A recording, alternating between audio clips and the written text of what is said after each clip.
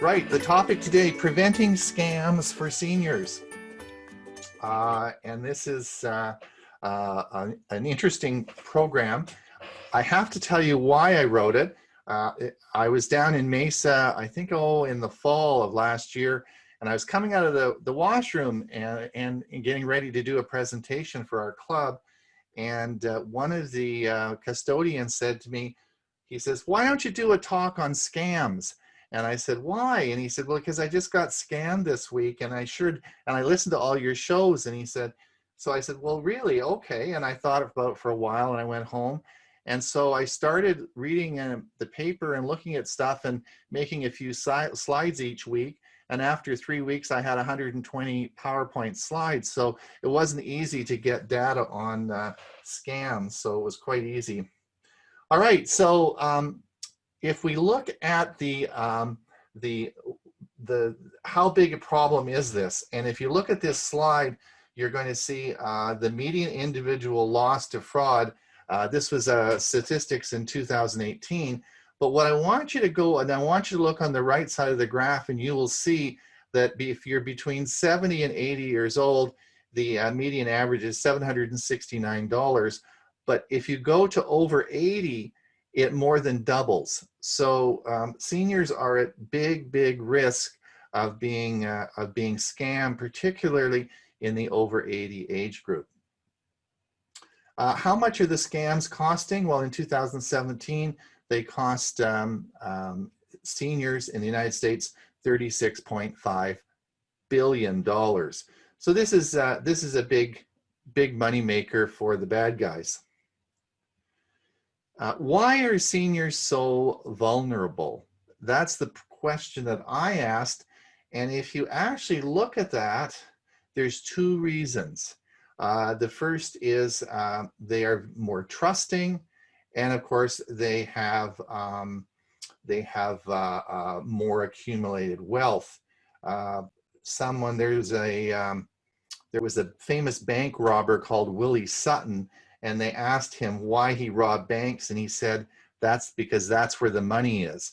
So that's why, is because, of course, seniors are more trusting. And in fact, what I did is, in the research for this topic, I looked at a number of universities who have studied this, and when they do MRIs of brains, they actually find that the part of the brain that is the trusting part of the brain gets bigger as we get older, and the part of the brain that makes you less trusting is it gets smaller, and they think that probably that's an adaptive mechanism that seniors use as they get older. They need more help, so that's how that works.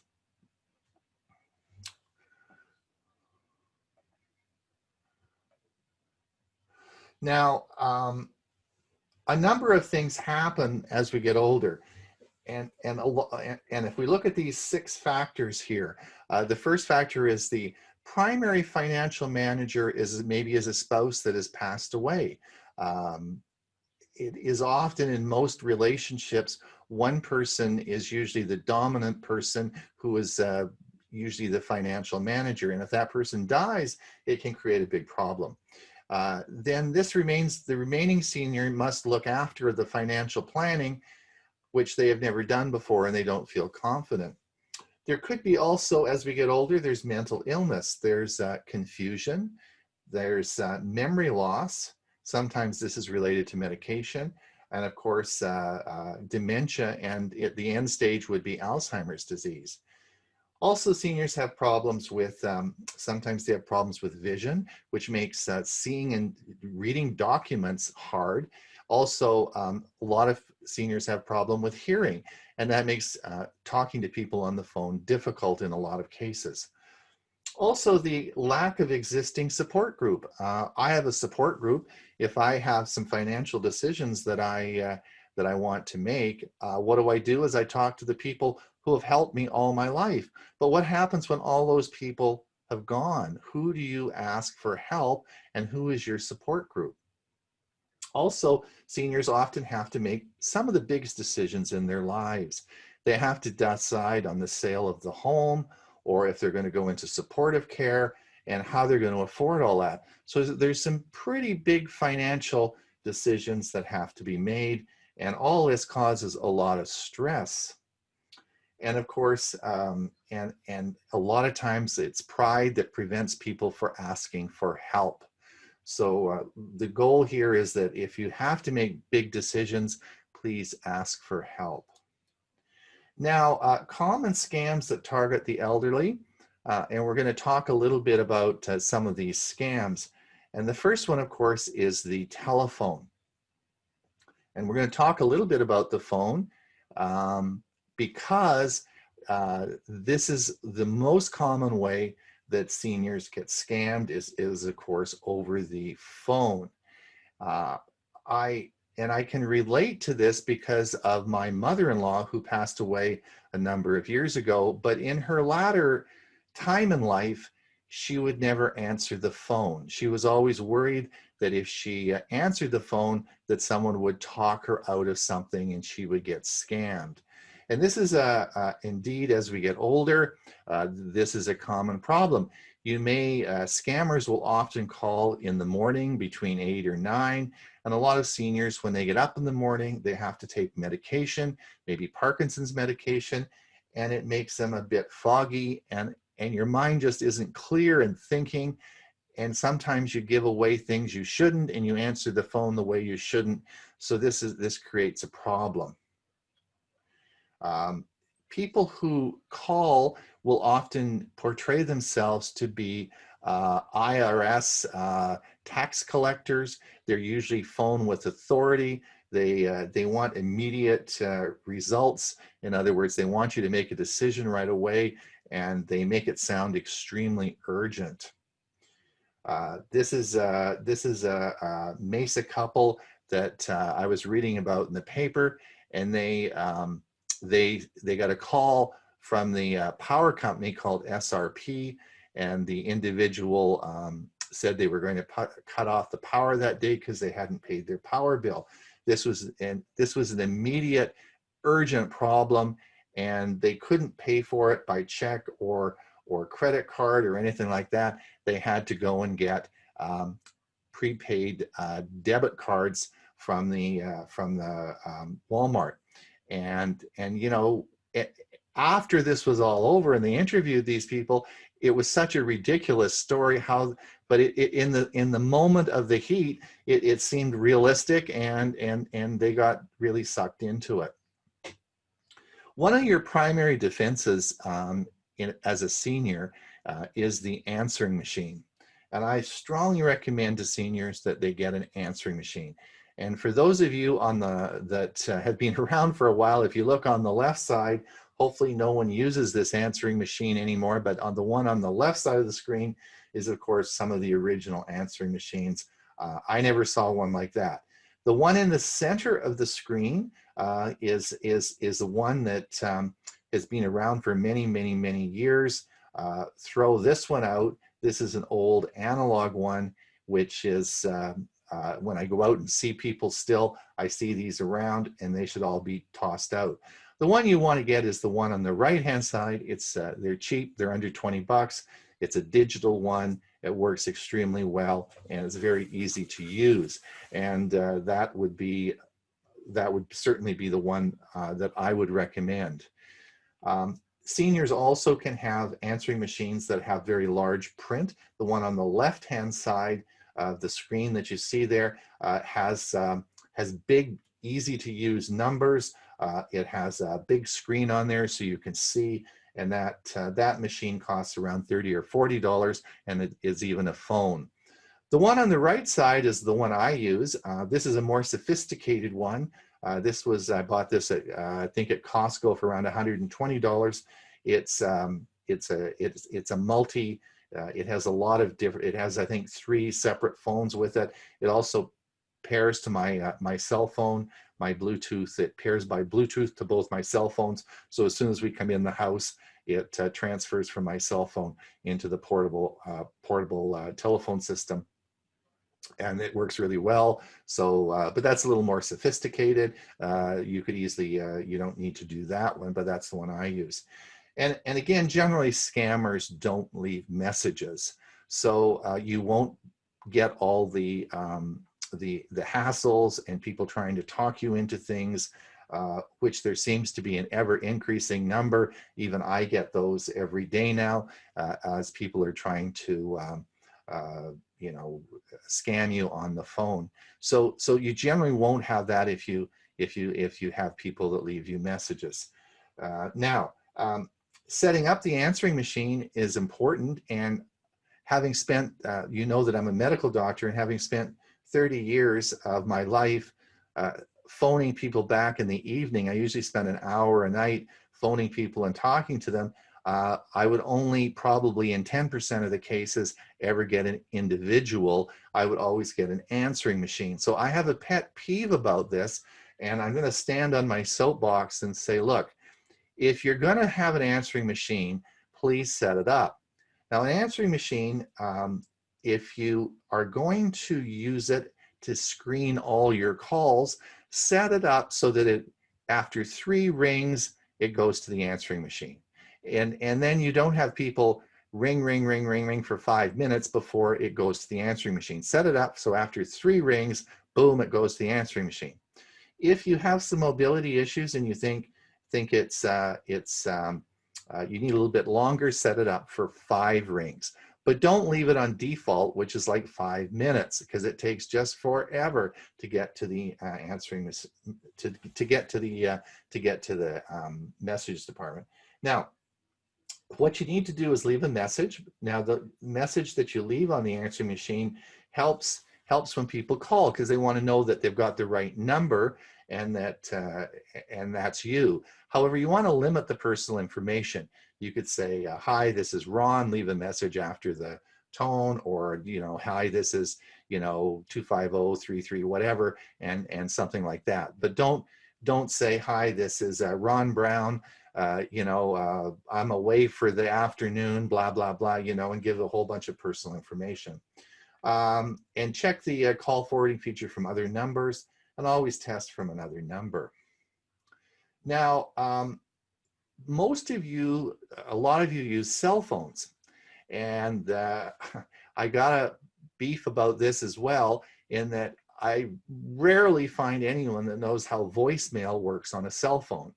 And if you do have a cell phone and you are going to use that as your primary method of communication, which is great, I don't have a problem with that, but know how the voicemail works on that. Know how your voice works, because the voicemail on a cell phone works a lot different than an answering machine. So all you need to do is know how it works and know how to retrieve the messages off your cell phone, because I can tell you that most of the people I call, their voice mailboxes are full and they have no idea how to get into them or empty them out.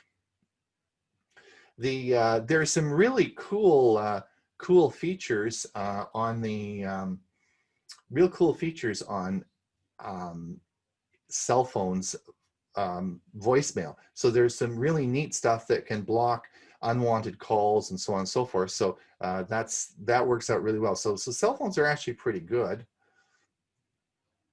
Now I've just, sorry, I got a PowerPoint glitch here. There we go. There we go. Now this is another one. This is, I have a Magic Jack feature, and this is great. I love I love this. So if you have certain services, you should explore call blocking and things that can happen. So on my Magic Jack, and if you have this, if you see on the call features, if you come down to the left, you'll see automated call screening.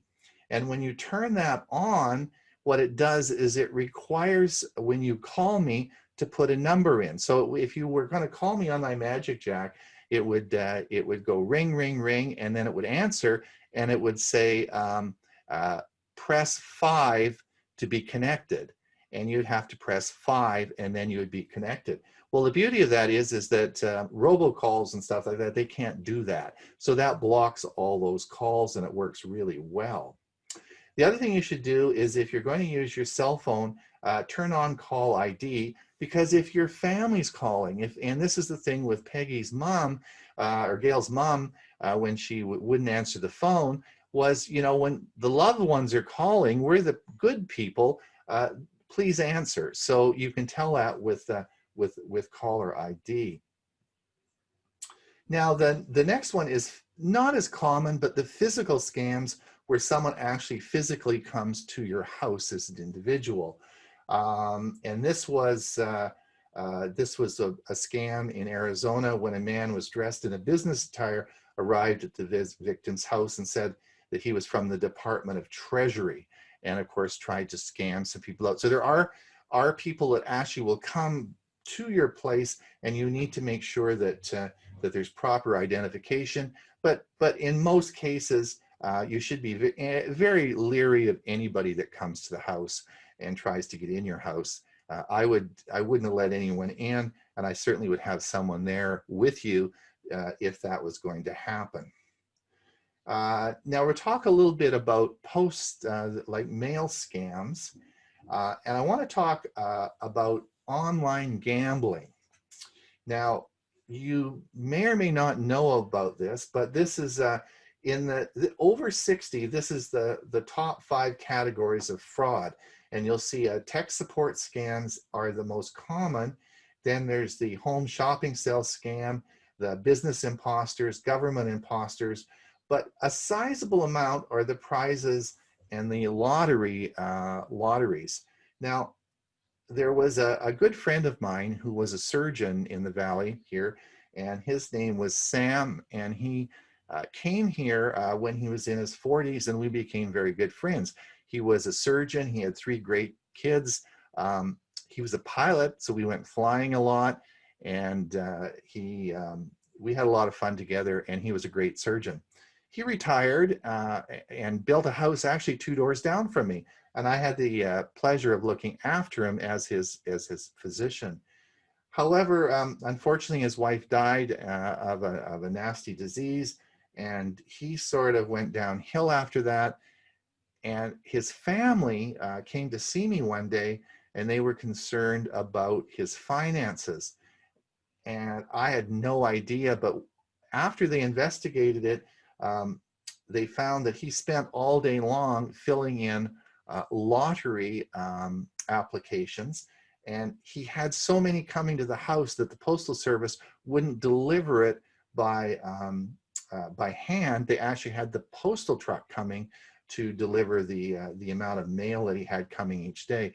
And this was a form of dementia and a form of it was a psychiatric issue because he had never gambled in his life before, but he got involved in this as part of this as part of his life. So if you are looking after people, if you are involved as in some way caring for people and you can't figure out their finances, always remember gambling is a big problem. Now, you may laugh about romance scams, but in fact, seniors, this is a big issue. Now, I believe it's somewhere over 60% of relationships now are started or I guess in online dating sites. And this is actually a normal way that people get to know other people now. And of course, with COVID, it makes it all more true. But I'm talking about prior to COVID, to develop relationships is very common. Now, that's bizarre to me. I've been married for 45 years to the same person. And, you know, we didn't have dating sites or internet or anything like that when we started. So this is all a bit bizarre to me, but it is now, and it is very common to have dating sites, and that seniors often lose a spouse, and this is a common way in which they get involved in another relationship. This lady in front of you, she met a nice man online. She had a courtship of about a year. He lived in Mexico. She lived in San Diego. She went down to see him after about a year. He paid for her way down. He was a very nice man. He treated her really well. Looked like he was very wealthy. He proposed, and they were going to get married. On the way back to the airport, she was going to fly back with him to San Diego, and they were going to meet her parents. On the way to the airport, his phone went off and said, "Oh gosh, one of my businesses, I've got to go and sort some stuff out." can I meet you in San Diego tomorrow? And she said, yes, that'll be fine. And he said, oh, by the way, well, my suitcase is in the car. Would you mind taking it so I don't have to cart it back? And she said, oh, no problem. So when she arrived at the San Diego airport with 2 suitcases, one of them was filled with heroin. And she spent the next 4 years trying to get out of jail and get the charges dropped. This is an Arizona man who, again, started a relationship and lost a whole bunch of money. This was an interesting one. This was a lion. This is a statue in China, and an 80-year-old Oregon widower lost his savings to a swindler who posed as a woman in love with him and convinced him to spend a whopping $200,000 to ship a massive lion sculpture from China.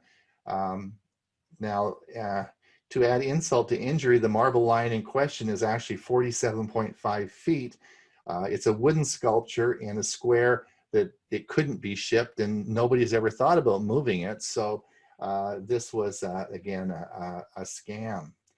This is the Attorney General of Arizona talking about this problem.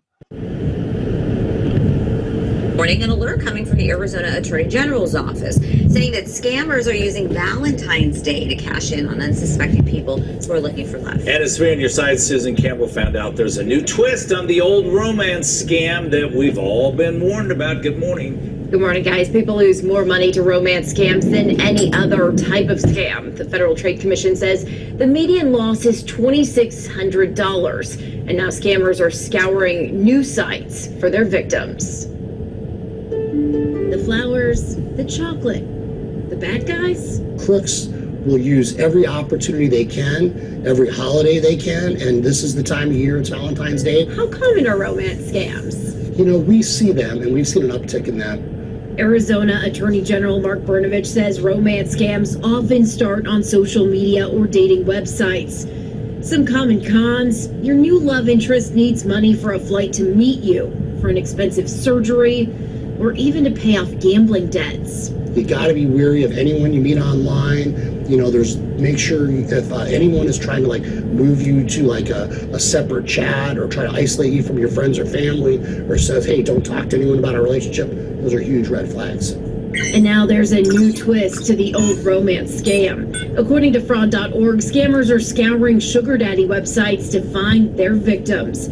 These sites often promise users companionship in exchange for financial support. They will pretend to be a sugar daddy or a sugar mama, and they'll promise to pay someone's tuition or credit card bills. That person, that college student, then will provide them all this information, and then basically they get ripped off. These scammers that are targeting Arizonans, are they in Arizona or are they somewhere else? We do see a lot of these transactions where someone's asking you to send money, that they are overseas, and so that makes it more difficult. But there are instances where they're, right here in our backyard, and, we're going to go after them. Fraud.org says the number of complaints related to sugar daddy scams soared 250% last year. So we talk about it all the time. So again, the amount of that people are losing is huge. So please be careful with that. If you're in a relationship, and the scammers will often pose as a professional. They'll often be deployed by the military. They won't be in the country. They may be working on an oil rig. They may be a doctor embedded in international groups. They have trouble getting money out of their business or their employers right now, so they assist on an anonymous money transfer, and they usually move pretty fast on relationships. So then let's talk about computer scams. Again, what most people are after is personal data. Be very leery of things that are too good to be true, and be aware of rewards that when you go to claim them will require personal data. They will often require credit cards to put up front, to put some money up front to get your reward, or else they'll want your social insurance number, which often is the last item that people need for identity theft. Again, it's the social insurance number that they're usually after, and that's one of the things that you should never give out. Again, be very leery of Microsoft or Apple Care phoning you saying, I get these scams all the time, where they phone from Microsoft or Apple and say that you have a problem. These are common scams. I've seen lots of people that have fallen for them. Please be careful. If you're looking for renting, in particularly in a tight rental market, there's many times when people want, you look at this and see that there's an apartment for rent. You give your credit card over the phone, the deposit is taken, and there is no apartment for rent whatsoever. And again, be careful online. This was an interesting website. This was from the Better Business Bureau in Mesa. And I would imagine this is available for everybody. But what you could do is you actually could look at the scams as what area you were in. So of course I looked at the Mesa area. You'll see Chandler and Mesa there. And I wanted to find out what was happening. And there was actually a number of scams that occurred right in our area. And this was one of the ones that was interesting. This was a website set up, and this lady went to this website because she wanted to renew her driver's license. And this looks like a fairly benign looking site. And interestingly enough, all the information on this site is public knowledge. There's nothing really difficult about it. However, when you click any of these services, they want your credit card number to link you to the service. And so she thought, well, I got to get my driver's license. I don't know where to go. And it was like something like $9.95. So she put her credit card in and was charged $9.95. And of course, it just took her to the driver motor vehicle branch where she had to phone for an appointment, but she could have looked that up on the internet herself. The problem was, of course, she didn't check her credit card statements, and each month she got billed $9.95. It wasn't until about a year and a half later that she found out she had all these charges. And again, if you are scammed, it is important that you do file a complaint with the FBI, because it's only if you file a complaint will we know what the scams are and how to deal with them. How to stop shopping scams. We'll talk about shopping in a minute, but I want you to look at first of all, look for a .club or a .top instead of a .com. If you see the website, it's like .club or .top or instead of .com, be very leery of those sites. Be leery if you have to pay by bank transfer or money order. If the prices look too low, if the deal is too good, be wary. And if the online service doesn't accept credit cards or PayPal, again, be very concerned about that. Speaking of,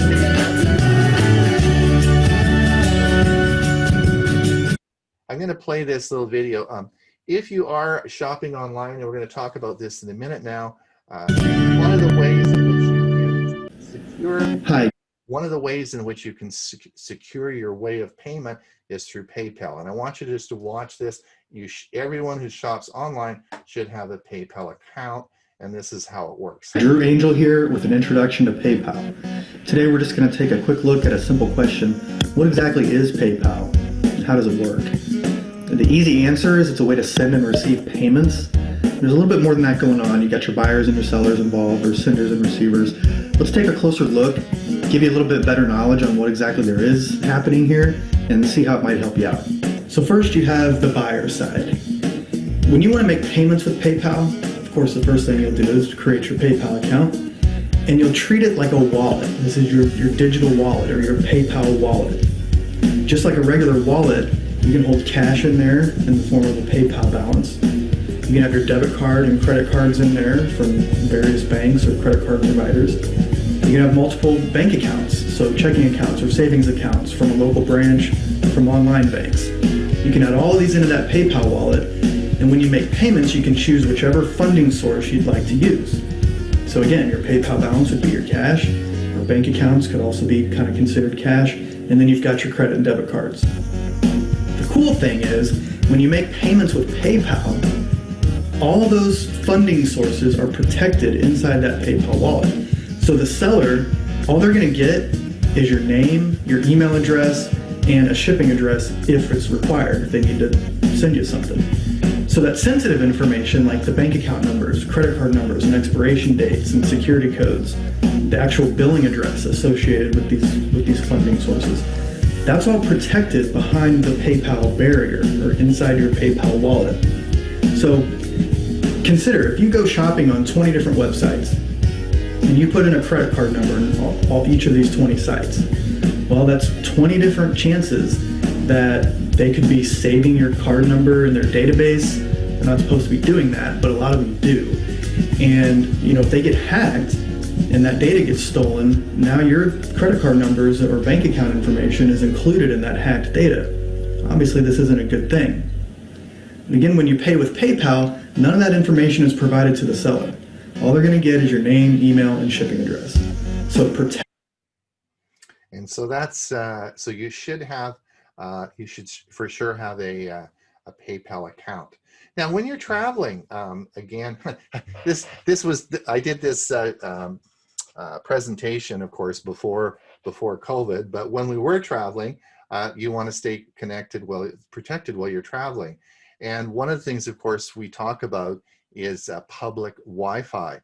Now, this is getting less and less important as we move on because of the connections we have with our cell phone carriers now.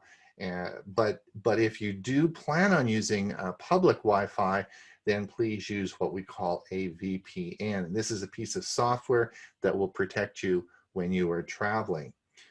It hides your IP address on your phone. It hides your social media identity. It keeps your location hidden. It won't give away your shopping habits, and it will protect your personal data. So those are some advantages in using your VPN if you're going to use public Wi-Fi.